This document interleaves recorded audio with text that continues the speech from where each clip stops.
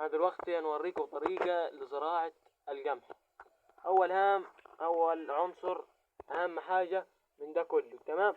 أول حاجة الجردل ده فيه عناصر طبيعية من تحت لحد نصه هنا، فيه سماد عضوي اللي هو سبلة الدواجن. لازم تحط سبلة هنا وسبخ بلدي وتحطه، عشان منين ما القمح يخدر الجذر ينزل لتحت يلاقي عناصر تقويه من تحت. دي أول معلومة. ومن فوق زي ما انتم شايفين هنا رملة بس، إنما من تحت في سماد عضوي اللي هي السبلة بتاعة الدواجن، تمام. دلوقتي أهم معلومة اللي هي القمح ده الزرع ميتة من أول شهر 11 لحد شهر 1. دي معلومة إن هو يزرع فيها. بعد كده لو زرعته هيطلع بس مش هيبقى المحصول بتاعه فيه فايدة، تمام. احنا دلوقتي هنجيب القمح بالطريقة اللي انتم شايفينها دي.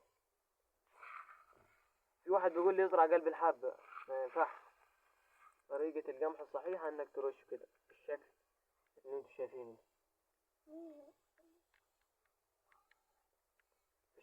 شايفينه ده، تمام.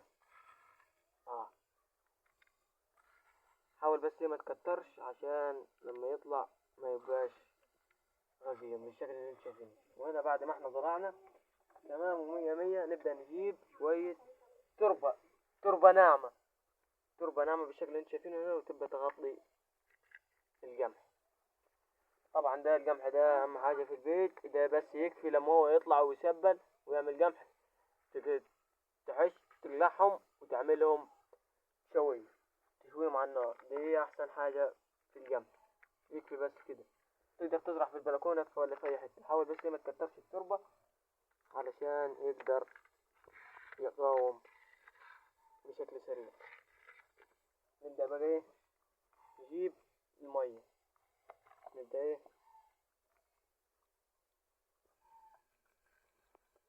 بقى ايه نرويها بالشكل الطبيعي اللي انتم شايفينه ده.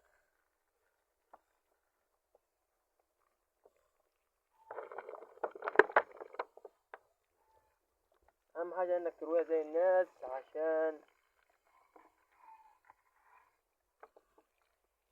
بالشكل اللي انتم شايفينه، تمام. بعد بقى ما رويناها ومية مية، تبدأ تسيبها في حتة تكون معرضة للشمس. بس التربة بالشكل اللي انتم شايفينه ده، تبدأ بقى تسيبها في حتة معرضة للشمس علشان يتمد النبات بتاعها على طول بسرعة ويكبر. زي ما قلت لكم، ما تنسوش ان انكم تخرموا اي حاجة انت بتحطوا فيها، اي حاجة انت تزرع فيها لازم تخرمها من تحت وتحطوا فيها السماد العضوي اللي انا قلت لكم عليه اللي هو السبلة. طبعا عندي انا ما فيش اكتر من السبلة، انا كده تاجر سبلة وما فيش اكتر من عندي السبلة. السماد اللي هو السماد العضوي الرسمال يعني. زي ما قلت لكم تحطوا لحد النص، وفوق تبقى رملة عشان بحس النبات يمد جذره لتحت، يلاقوا مغذيات تعرف ايه تعليه، ويبقى معاك شوية قمح ملهمش حل، تمام. وان شاء الله لما يطلع هوريكم السماد. بس الدور ده احنا مش هنحط سماد في الارض، لا، احنا هنحط سماد كيماوي. اللي هو هنسمد بيه اللي هو يعني هنحطه في المية لمدة 3 ايام، وبعد كده ايه هنبدأ نرشه من فوق. بس بعد ما يطلع بعد عمر 20 يوم ان شاء الله. واستنوني في الفيديو الجاي ان شاء الله اقول لكم على الطريقة عاملة ازاي. والسلام عليكم.